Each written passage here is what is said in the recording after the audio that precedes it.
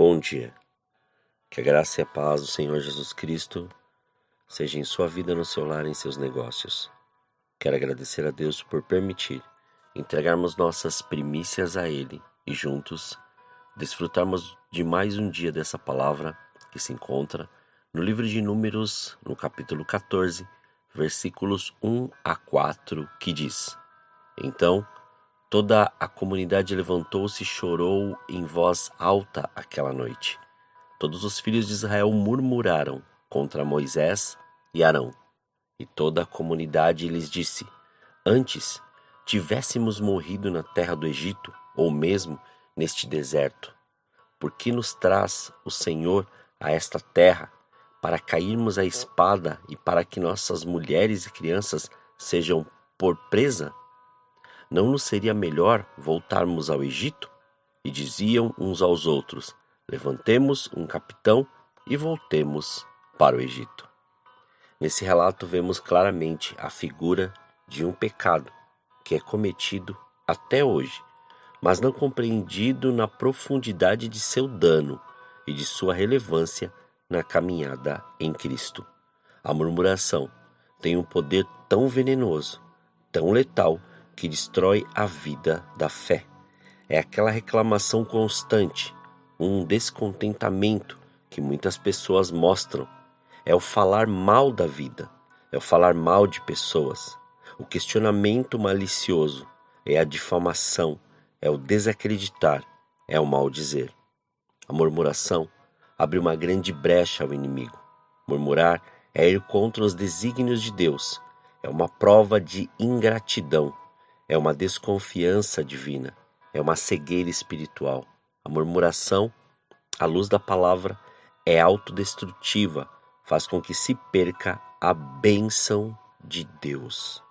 Murmurar, conforme o dicionário, é soltar queixumes, lastimar-se, queixar-se em voz baixa, falar mal, apontar faltas, formar mau juízo de alguém ou de alguma coisa. Foi exatamente isso que aconteceu com o povo de Israel, após o relatório trazido pelos homens que foram enviados por Moisés para espiar a terra.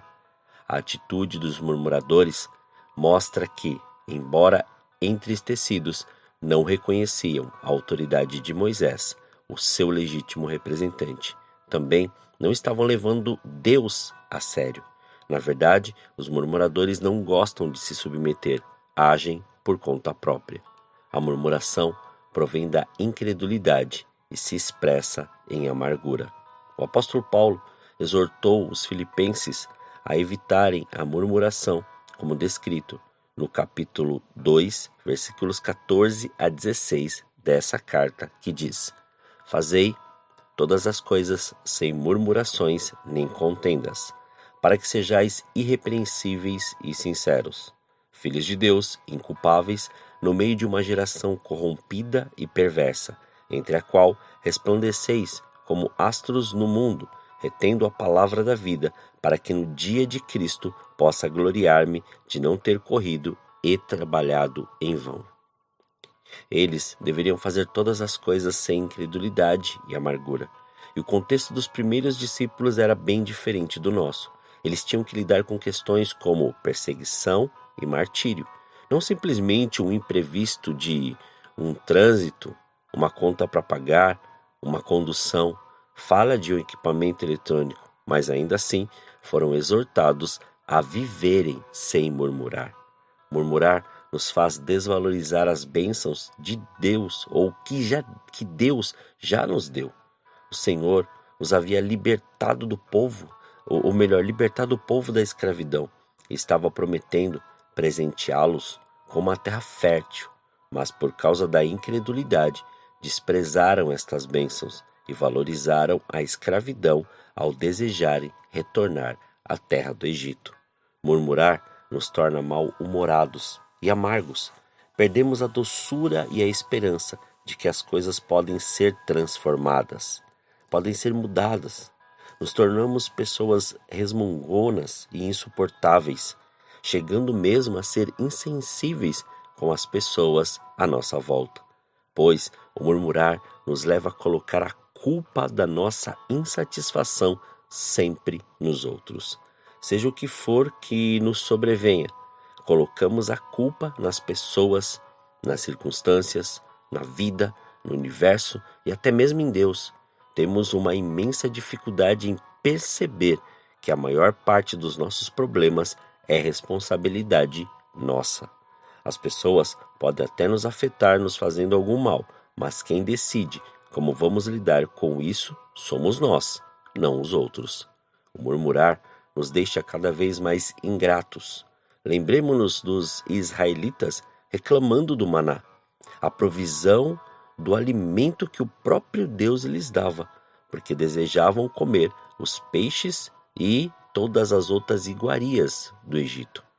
Não estavam agradecidos porque tinham o que comer, estavam reclamando porque a comida não era a que eles desejavam. Em vez de olhar para frente, olhavam para trás. O comodismo do passado sobrepunha-se aos riscos e possibilidades do futuro. Eles questionavam: não nos seria melhor voltar para o Egito? A murmuração é tipicamente pessimista. Os murmuradores sempre encontram motivos para reclamar e se posicionarem contra. Em Jesus, vemos a figura do servo sofredor, resignado, resiliente e obediente. Mesmo tendo todos os motivos para reclamar e se esquivar de sua missão, não retrocedeu. A si mesmo se humilhou, tornando-se obediente até a morte e morte de cruz. A murmuração é algo sério e Deus a considera como sendo dirigida diretamente contra ele. Para o nosso bem, não devemos ignorar a gravidade desse pecado. No entanto, é importante que não confundamos murmuração com lamentação. A conduta pouco ética dos murmuradores faz com que, em pouco tempo, muitos sejam contaminados. A ferramenta deles é a língua, a palavra. É por isso que, na carta aos Hebreus, no capítulo 12, nos versículos 13 e 14, a palavra do Senhor nos recomenda: segui a paz com todos e a santificação, sem a qual ninguém verá o Senhor, atentando diligentemente, porque ninguém seja faltoso, separando-se da graça de Deus, nem haja alguma raiz de amargura que, brotando, vos perturbe, e por meio dela muitos sejam contaminados. Precisamos seguir as instruções da palavra para poder evitar a murmuração.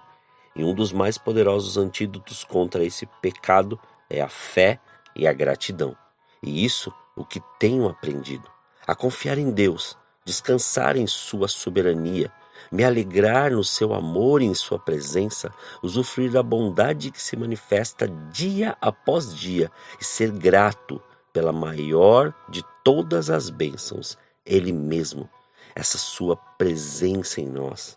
Para nossa felicidade, não podemos minimizar tudo o que Cristo é para nós. Se fizermos isso, os problemas mais banais se tornarão grandes e poderosos o suficiente para nos esmagar e tornar nosso coração incrédulo e amargo.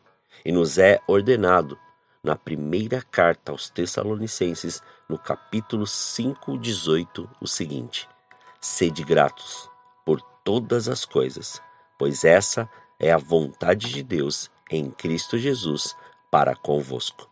Esforcemo-nos para isso e nos alegremos com as bênçãos que somente um coração grato pode reconhecer e usufruir, pois a gratidão e a fé nos afastará a cada dia da murmuração, até isso não fazer mais parte da vida daquele que é discípulo de Jesus.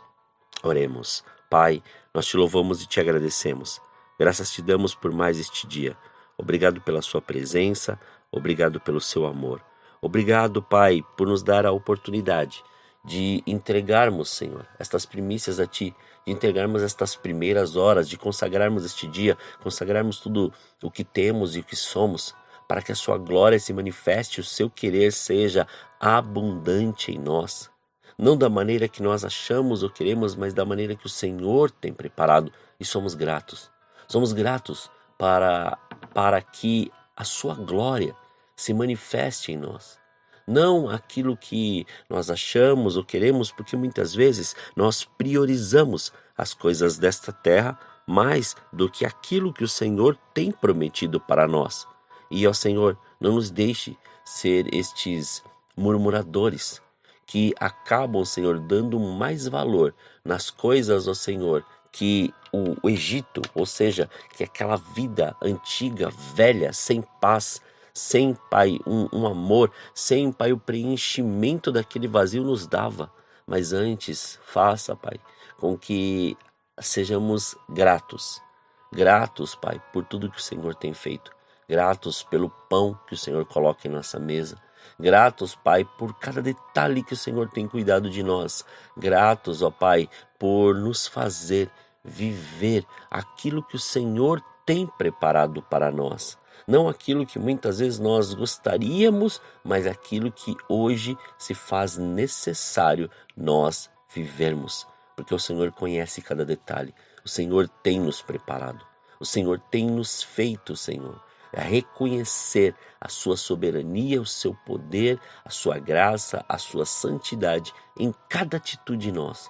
Portanto, a cada dia quebra o nosso orgulho, quebra a nossa soberba, a nossa arrogância de achar que tudo nós podemos, Pai, porque nós só podemos se nós estivermos firmados em Ti, porque como diz, Senhor querido, na sua palavra, lá na carta aos Filipenses capítulo 4, versículo 13, tudo posso naquele que me fortalece.